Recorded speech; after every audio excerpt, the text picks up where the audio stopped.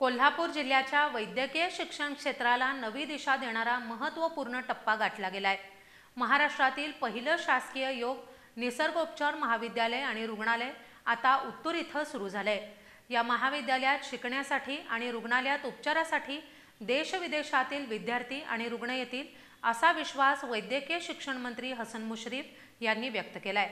राज्यातील पहिल्या शासकीय योग आणि निसर्गोपचार महाविद्यालय आणि रुग्णालयाच्या प्रथम वर्ष प्रवेशास प्रारंभ तसंच उद्घाटन समारंभ मंत्री मुश्रीफ यांच्या हस्ते पार पडला। यावेळी ते बोलत होते। उत्तूर इथं महाराष्ट्रातील पहिलं शासकीय योग निसर्गोपचार महाविद्यालय आणि रुग्णालय सुरू झालं असून याचा प्रवेश सोहळा वैद्यकीय शिक्षण मंत्री हसन मुश्रीफ यांच्या हस्ते पार पडला। 205 कोटींच्या निधीतून उभारण्यात येणाऱ्या या प्रकल्पात शिक्षण, उपचार आणि निसर्गोपचार थेरपीसाठी आधुनिक सुविधा असतील। 60 विद्यार्थ्यांची प्रवेश क्षमता असलेल्या या महाविद्यालयातून देशभरातील नामवंत तज्ज्ञ घडतील असा विश्वास मंत्री मुश्रीफ यांनी व्यक्त केलाय। रुग्णालयात दरवर्षी 4000 रुग्णांना सेवा दिली जाणार असून कोल्हापूर जिल्ह्यात लवकरच दंत आणि फिजिओथेरपी महाविद्यालयही सुरू होणार आहे।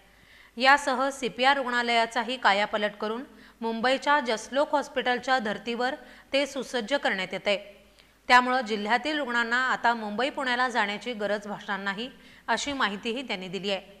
शासकीय वैद्यकीय महाविद्यालयांमध्ये दर्जेदार शिक्षण आणि शासकीय रुग्णालयांमध्ये चांगल्या प्रकारची आरोग्य सेवा देण्याची जबाबदारी शासकीय रुग्णालयांची आहे। रुग्णांना शासकीय रुग्णालयातच उत्तम आरोग्य सुविधा मिळाल्यास एकाही रुग्णाला खाजगी दवाखान्यात जाण्याची गरज भासणार नाही असं प्रतिपादन त्यांनी केले।